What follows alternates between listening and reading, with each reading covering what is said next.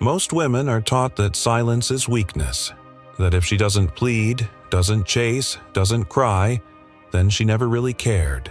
But some women disappear without a word, and that's when the silence becomes deafening. She didn't yell, she didn't beg, she didn't offer one last explanation, and that's what unsettled him. Because it's easy to dismiss tears. It's easy to feel powerful when someone is clinging to your ghost. But when she stopped reacting, when she no longer mirrored his chaos, that was the moment he felt the void. A quiet, echoing collapse of the very pedestal he thought he stood on. You see, there is a particular kind of woman shaped not just by heartbreak, but by transformation. The kind who has met her shadow, and instead of fearing it, sat with it, made tea with it. She has mourned not just broken love, but the versions of herself she once betrayed just to be loved. Carl Jung once said, "Until you make the unconscious conscious, it will direct your life, and you will call it fate." This woman, she stopped calling her pain destiny. She called it a mirror. She stopped performing in the theater of someone else's ego, and that's precisely what made her unforgettable. He didn't understand it at first. The shift was subtle. She still answered his calls. At first. She still smiled, still asked about his day. But something in her gaze had changed. It wasn't the look of contempt, nor the ache of rejection. It was stillness, sovereignty, the quiet, rebellion of a woman who had finally withdrawn her energy, but not her presence. Not yet. You must understand, men who have not faced their own unconscious crave the echo of control more than they crave love. They mistake possession for connection, and when that illusion is no longer fed, the room grows cold. It wasn't that she left, it was that she no longer needed to stay, no longer needed to explain. Her love was no longer currency in the economy of his validation. There's a haunting clarity in the woman who stops chasing. She becomes a mirror to the man's own abandonment of himself. That's why he feels the loss so deeply. Not because she left, but because she became untouchable. She rose without accusation. She vanished without revenge. And in doing so, she forced him to face the silence he had avoided all his life. It wasn't her job to fix him. But for a time, she tried. She thought her love could be the salve for wounds he never acknowledged. She thought if she stayed, soft, he would find his way back to himself. But here's the truth every empowered woman learns through fire. You cannot heal a man who is still committed to his mask. And when she realized that, truly realized that, her silence was not passive. It was the loudest declaration of self-worth she had ever made. She didn't cry because there was nothing left to mourn. She had already grieved him while lying next to him. Already wept for the love she kept trying to earn with her self-abandonment. Already screamed into the pillow while he slept peacefully beside her, unaware of the storm in her chest. The tears had dried long before she stopped answering his texts. To the outside world, she looked calm, composed, cold even. But those who knew her story understood. She wasn't detached. She was delivered, reborn through disillusionment. He, however, began to unravel. First, subtly, he'd replay old messages, search for signs that she still cared. Then, desperately, reaching out in ways he never did before, not out of love, but out of fear. Fear of no longer being the center of her gravity. But by then, she had moved on, not to another man, but to herself. She no longer needed to be seen by the eyes that once overlooked her. She had started seeing herself, and in that rebirth, the roles reversed. She became the elusive one, the one whose energy he couldn't grasp, because it was no longer orbiting him, and that's what truly terrified him. Not her departure, but the fact that his absence no longer mattered. He lost her not when she walked away, but when she stopped shrinking to fit the space he offered. When she stopped proving her worth. When she no longer reacted. Because reaction is still energy. still life, still hope. But when she became still, when she became unbothered, he felt it like a death. The death he felt was not hers. It was his illusion, the illusion that she would always wait, that her softness was infinite, that she would bend until she broke, and, even then, return for more. But she had reached the precipice of that pattern, and something ancient within her had awakened, something that didn't scream, but simply refused. There is a sacred moment in a woman's psyche where the maiden dies and the sovereign is born. That moment often looks like apathy, like distance, like detachment. But it is none of those things. It is reclamation, a pulling back of projection, of caretaking, of explaining, a return to center. What he saw as coldness was, in truth, warmth redirected inward. For the first time in years, maybe ever, she began tending to the child within her who was tired of performing for crumbs. She became the mother her heart needed, the one who said, "You don't have to bleed to be loved." Carl Jung spoke of the animus, the masculine within the feminine. And when a woman integrates her animus, she stops chasing it outside herself. She no longer seeks in men what she has cultivated in her own soul: direction, presence, protection, power. And that's what shifted in her. She stopped looking for a man to lead her home and started building the home within. It wasn't an act of rebellion. It was an act of remembrance. She remembered who she was before the roles. Before she learned to measure her worth in proximity to male desire, before she equated being chosen with being valuable. She remembered the quiet girl inside who once danced in her own orbit, untouched by the gravitational pull of someone else's emptiness. And in that, remembering, she stopped answering the door when he came knocking, not because she hated him, but because she no longer recognized herself in the woman who once opened it. He, meanwhile, was beginning to drown, not in heartbreak, but in unfamiliarity. He didn't recognize her anymore, and it terrified him, because her identity had once been defined by her devotion to him. Her tears, her questions, her need for closeness, they were all proof that he still held some part of her. But now, there was only distance, calm, and, most terrifying of all, peace.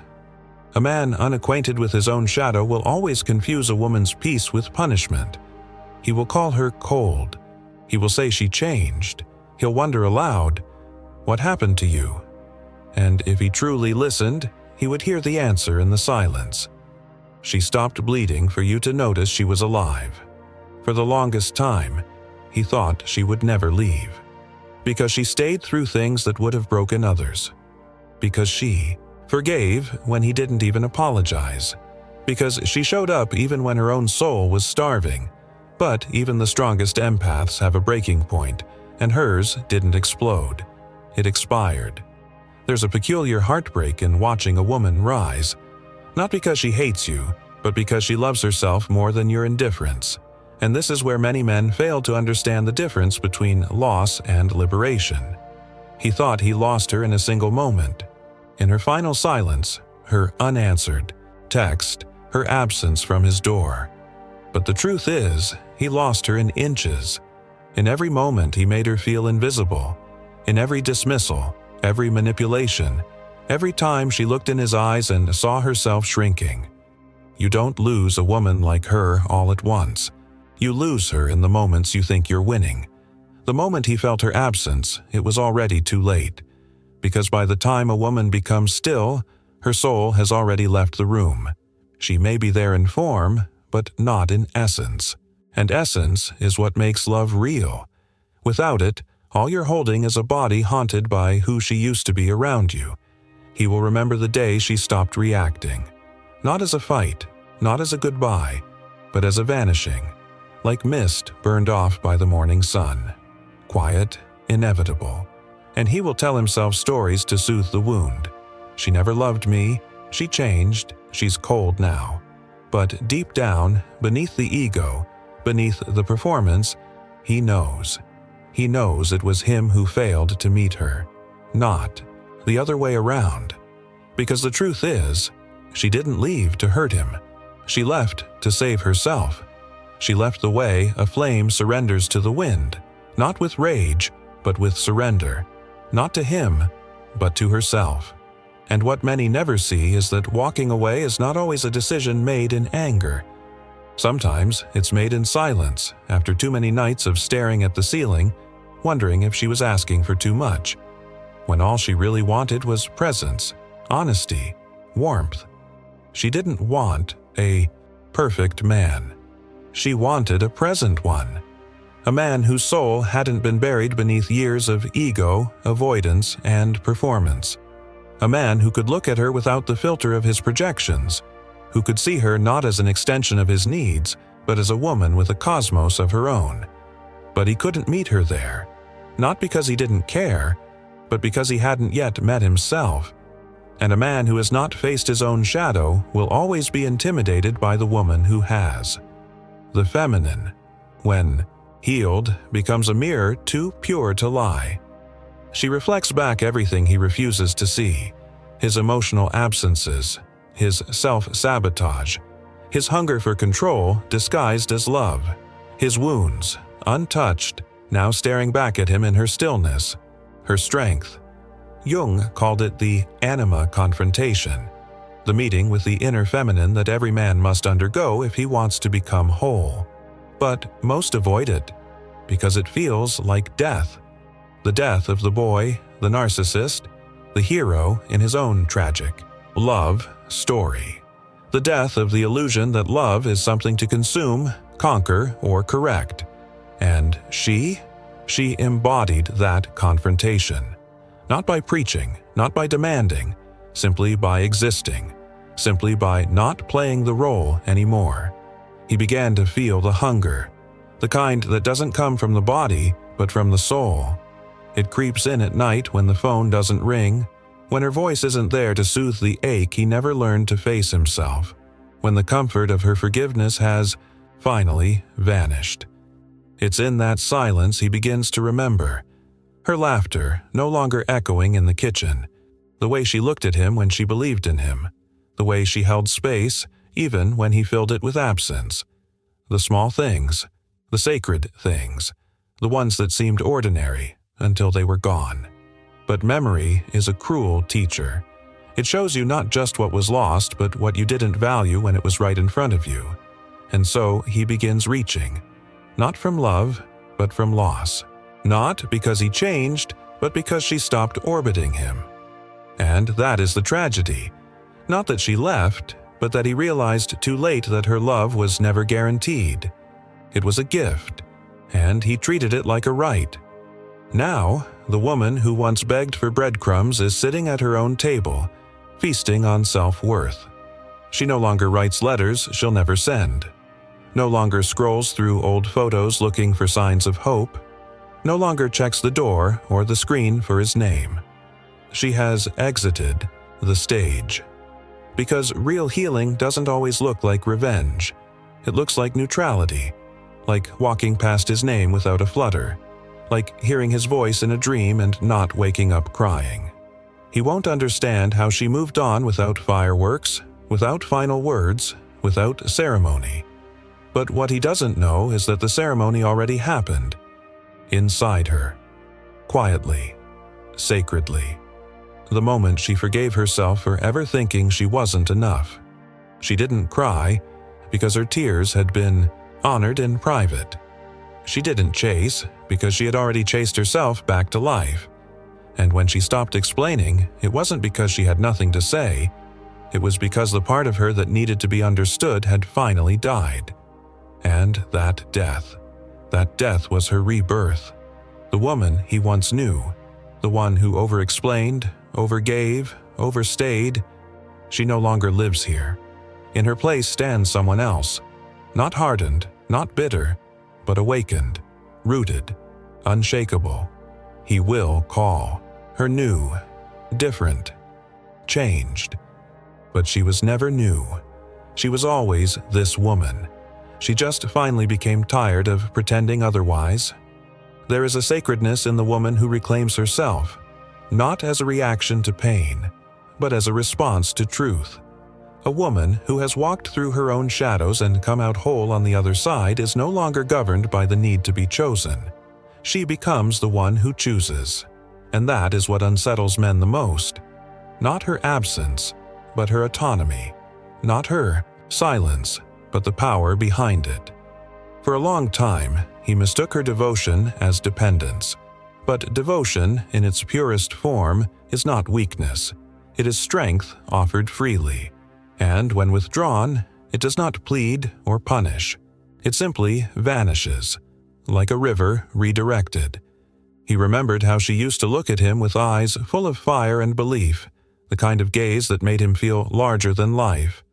And now that fire lived elsewhere, not extinguished, just rerouted, back to herself, to her art, her purpose, her presence. She no longer needed him as a mirror. She had become her own reflection. Men like him are not used to being left without a war. They expect a dramatic exit, something they can label as irrational, unstable, emotional, something that keeps them the victim of her departure. But when she left with grace, with no blame, no plea, no dramatic unraveling, he was left face to face with himself. And the self he saw was hollow, because all along it wasn't about her silence. It was about what that silence revealed: his lack of depth, his avoidance of intimacy, his fear of vulnerability wrapped in the armor of detachment. He had mistaken her emotional honesty for drama, her longing for connection as neediness, her boundaries as rejection. And now she was gone, and all the noise he once used to drown out his inner void had gone quiet. You see, when a woman like her stops giving, truly stops, it doesn't come with warnings. It comes after many ignored red flags. After she's tried, explained, softened, waited, after she's betrayed herself so many times in the name of maybe, and then one day she just stops. No anger, no message, no more energy spent decoding his confusion, because she finally realized she was never asking for too much. She was asking the wrong person. And in that revelation, her world opened. The energy she once poured into him now flowed into her creativity, her friendships, her body, her joy. She no longer danced for attention. She danced because she could, because she was the music.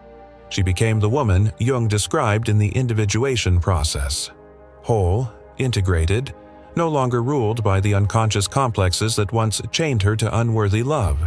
She had confronted her own anima, her own masculine energy, and no longer sought outside what she had cultivated within. That is why he couldn't forget her. Not because of what she gave, but because of who she became when she stopped giving. There's a myth that men move on, quicker, that they feel less. But that only applies to the surface. When a man truly loses a woman of depth, one who saw him, held him, believed in the soul he refused to meet, the echo of her absence becomes a haunting. Not every day, but in the quiet moments, in the reflection, in the stillness he once avoided. She returns not as a person, but as a memory that stings, not because she hurt him, but because he let her go before he ever knew how to hold her. And she no longer bleeds for men who flinch at the sight of her light. She no longer shrinks to be less triggering. She no longer explains her standards or defends her desires. She simply exists, radiant, whole, sovereign. When she stopped chasing, she didn't become distant. She became magnetic. And now, she walks not away, but forward. Forward into a life where love feels like peace, not performance. Forward into relationships where her softness is safe. Forward into her fullest expression, no longer contorted for male comfort. He thought she would always be there, but now, he sees her only in dreams. In dreams, she visits him not as she once was, but as she is now. Untethered, unshaken, unreachable. She does not speak in these dreams. She simply looks at him, and in that look he sees everything he refused to face when she stood in front of him, in waking life.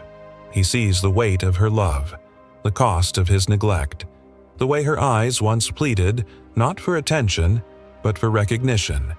But recognition was a currency he could not give, not because she lacked value, but because he lacked clarity. A man who has not done the inner work cannot recognize the sacred when it stands before him.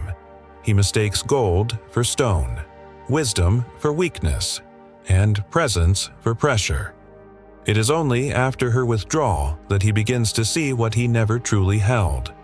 That is the paradox of absence. It sharpens the outlines of what was once blurred by familiarity. He remembers her in the way the sheets no longer carry, her scent. In the stillness of mornings that once began with her voice, in the reflection of a life that now feels haunted by his own unspoken longing. And yet she is not bitter. Bitterness requires attachment. She has detached with elegance. That's what makes her unforgettable. She didn't burn the bridge, she simply stopped walking toward it, left it there, untouched, like an artifact of a life that no longer fits. No destruction, no revenge, just the sacred act of letting go of illusions, letting go of guilt, letting go of the need to be needed by someone who never learned how to hold a sacred thing with sacred hands. And it is that letting go, clean, clear, unapologetic, that echoes in him like a siren in the night, because it leaves no wound to blame, only a mirror. And in that mirror, he sees the boy who never learned how to love without conditions, who wanted adoration without accountability, power without presence. She was not his punishment. She was his teacher. The kind of teacher who doesn't scream when the student fails the lesson. She simply closes the book and leaves the room. And he, once so sure of her return, now walks the halls of memory, looking for doors she's already sealed. He reaches out now, not out of entitlement but desperation. But her soul no longer answers to desperation. She's busy listening to a new voice, her own. A voice she once silenced to soothe his fear of inadequacy. A voice she now hears in the quiet of her new mornings, the ones unburdened by emotional labor. She has become the storm and the calm. She has learned to speak gently to herself, to trust her intuition, to no longer confuse potential with presence. She no longer dreams of fixing him. She dreams of building, creating, thriving, not because she's hard now, but because she is finally soft in the right direction, inward, toward herself, toward people who meet her where she stands, not where she stoops. There is no going back for her, not because he's irredeemable, but because she no longer identifies with the version of herself who begged to be seen by blind eyes. She no longer dances in the dark, hoping someone will turn on the light. She is the light now, and he knows it. He can't articulate it, but he feels it, in the way his world has dimmed, in the way he searches for the same softness in other women, only to find shadows of it, echoes, imitations. Because her softness was never about submission. It was her power, cloaked in love. And when that power returned home, it left a silence he cannot name. That is when he knew he lost her, not when she left, not when she stopped answering, but when he looked inside himself and found no trace of her gaze, her laughter, her belief. That belief now belongs to someone else, to her. The woman who no longer waits, the woman who no longer chases, the woman who no longer cries for things she's outgrown, the woman who rose, the woman who chose, and the one who walks alone, not in loneliness but in liberation. The woman who knows her worth doesn't chase, she chooses.